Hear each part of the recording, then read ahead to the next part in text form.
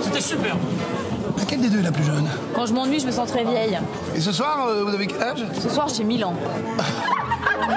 C'est pas en faisant des petits baisers mouillés à ton baron dans un trou à rats que tu vas t'en sortir. Maurice veut m'épouser. Mais tu crois vraiment qu'un baron va épouser une fille comme toi? Qui dois-je annoncer? Gabriel, Coco.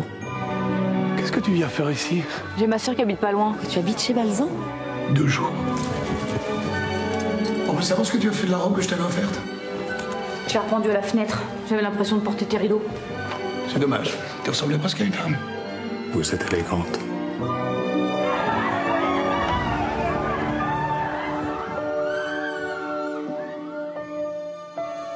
Elle te plaît tant que ça? Elle me plaît. J'avais jamais vu la mer. C'était bien ton petit séjour? Vous vous êtes amusé? T'es jaloux. Affreusement, ouais. Trop de plumes, trop de maquillage, trop de froufrou. Trop de tout. Tout ce qui me manque, c'est un travail. Je vais partir à Paris. Tu ne comptes quand même pas sérieusement travailler? Je pense qu'elle a raison. Tu devrais pas lui mettre dans la tête des idées pareilles.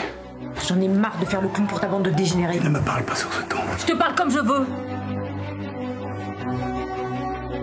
Un jour, ils se battront pour dîner à notre table.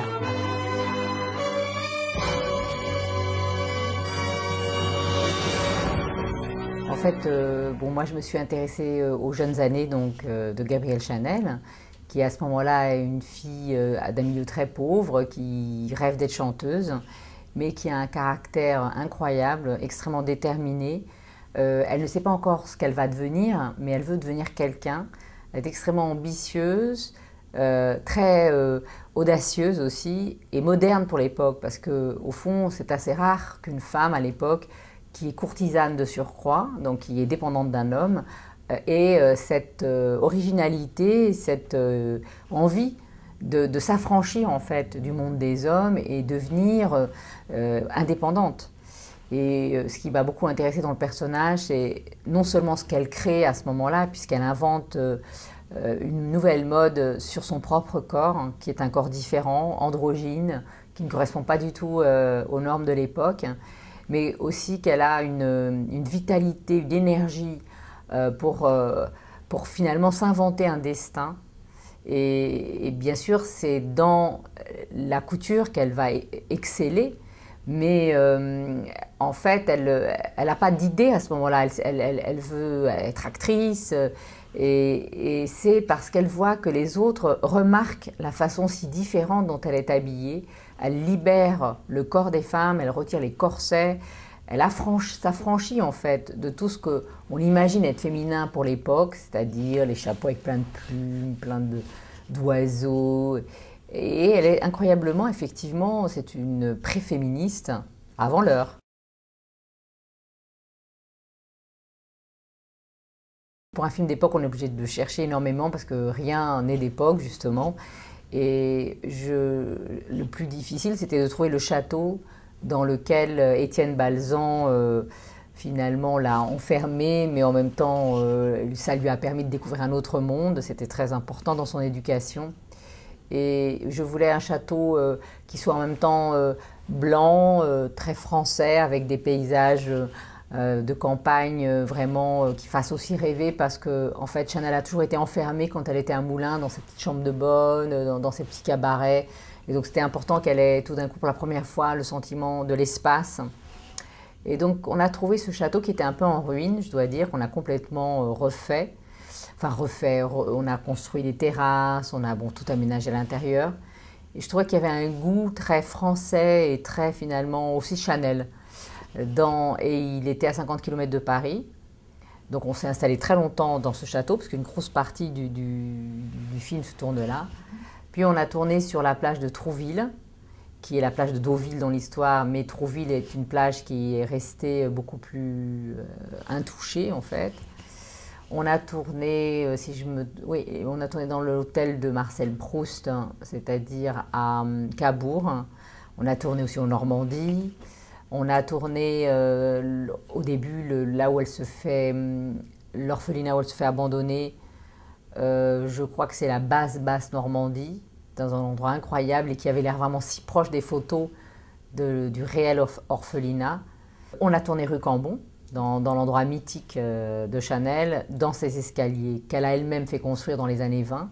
Ça, c'était assez incroyable de voir Audrey Tautou en Chanel, voilà, face à tous ces miroirs qui décuplent son image.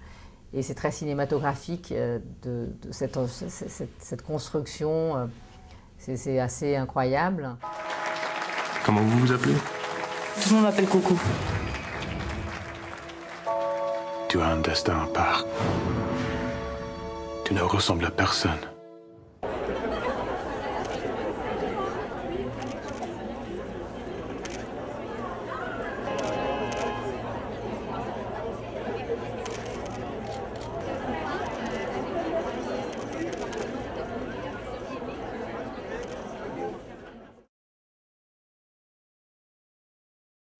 Ah, c'est des valeurs que je trouve magnifiques et qui, en effet, se prêtent bien à Chanel.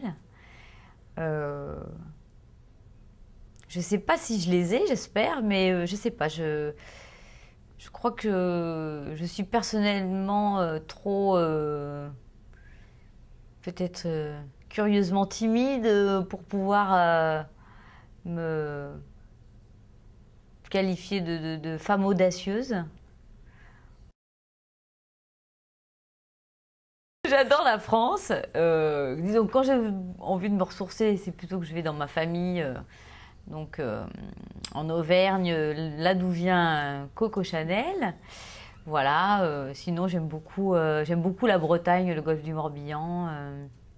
Récemment, j'ai tourné un film à Sète, donc dans le sud de la France. C'est une petite ville absolument magnifique et charmante. Donc je peux encourager tous ceux qui veulent découvrir notre beau pays à s'y rendre. Non, mais voilà, c'est vrai que c'est un pays qui est tellement varié que si on ne trouve pas chaussures à son pied, si je puis dire.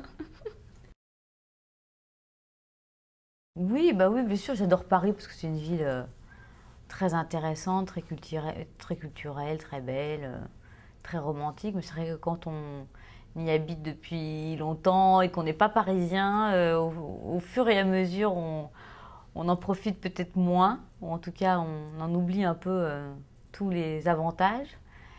Et moi, je suis quand même une fille de la campagne, donc j'ai besoin d'avoir des horizons, du ciel.